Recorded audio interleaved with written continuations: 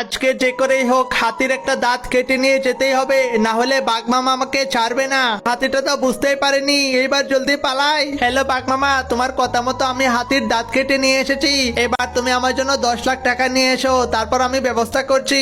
আরে কি, আমার একটা দাঁত কোথায় গেল? নিশ্চয়ই ওই বদমাশ বিড়ালটা আমার দাঁত কেটে নিয়ে পালিয়ে গিয়েছে। দাঁড়া বিড়ালের বাচ্চা, তোকে শেষ করার জন্য আমি আসছি।